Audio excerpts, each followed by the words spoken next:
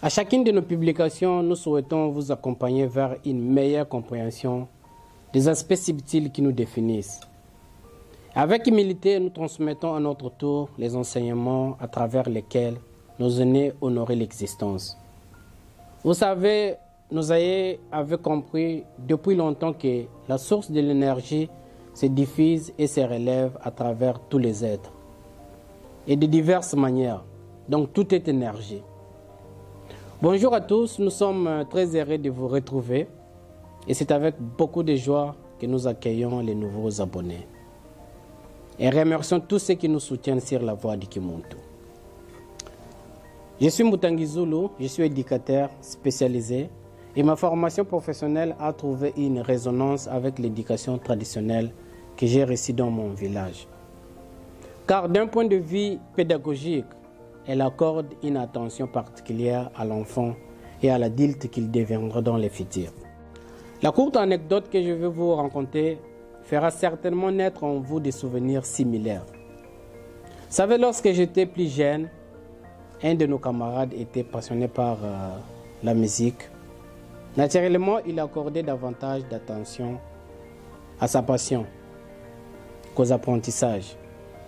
Un jour, il fut traité d'incapable par le professeur qui lui rassura qu'il n'obtiendra jamais son bac. Cet élève n'hésita pas à répondre et à défier le professeur. Et évidemment, ce jour-là, il fut renvoyé du cours. Et au moment des examens, il eut la note la plus élevée de tous. Mais malheureusement, seul l'argent lui avait permis d'obtenir ces résultats excellents. Aujourd'hui, les pédagogues que je suis devenu pense qu'avec des encouragements adaptés, cet élève aurait sans doute développé une meilleure estime de lui-même. Alors, comment percevoir la parole?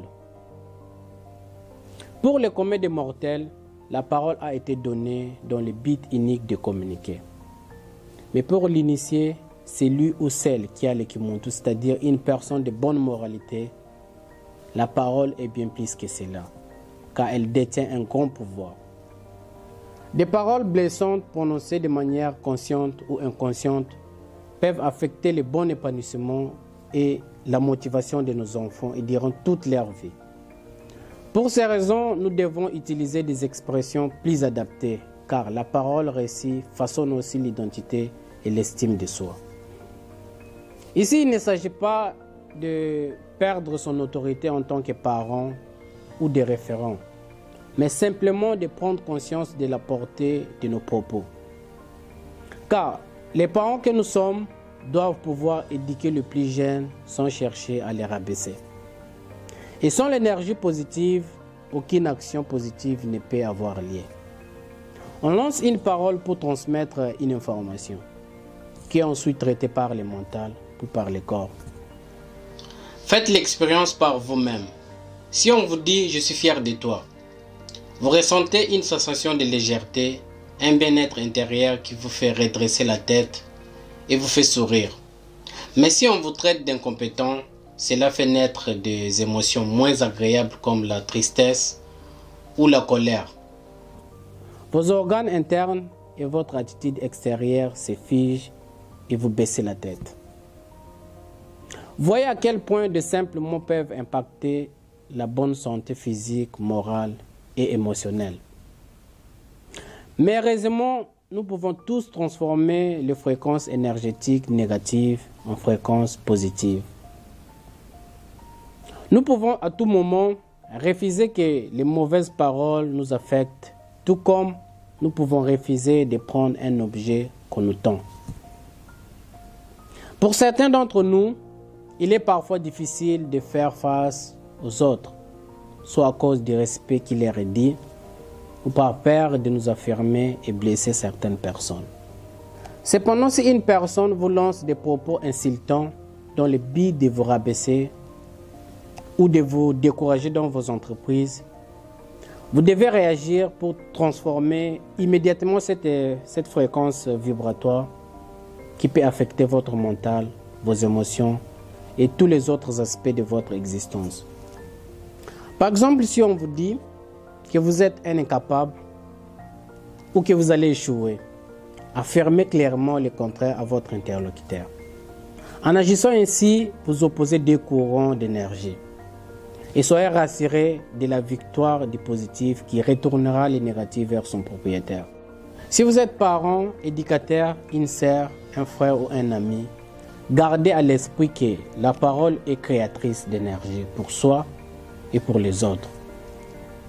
Pour vous qui vivez mal les critiques ou les insultes, ayez de l'estime de vous-même. Félicitez-vous pour tout ce que vous avez réussi à accomplir jusqu'ici. Acceptez aussi que l'on vous fasse des compliments sans chercher à minimiser la personne que vous êtes. Si quelqu'un vous lance une mauvaise parole, détournez sa mauvaise intention comme nous l'avons appris dans cette vidéo. Repoussez les fréquences négatives qui interfèrent avec votre corps pour vous épanouir pleinement et rester en bonne santé. Bien entendu, notre intention n'est pas de vous inciter à adopter de mauvais comportements envers autrui. Notre devoir à tous est de contribuer à élever l'estime de notre communauté. Et pour cela, chacun de nous doit travailler pour développer une meilleure estime de soi. Pour conclure, les préoccupations du quotidien sont telles que parfois nous pouvons manquer de patience envers nos enfants ou envers nos proches. Donc, quelle que soit la situation, maîtrisez mieux vos paroles et essayez de trouver les mots adaptés pour venir à bout de chaque situation. Nous sommes à la fin et je vous dis merci, Siama, Tatamana, Nunga et à très bientôt.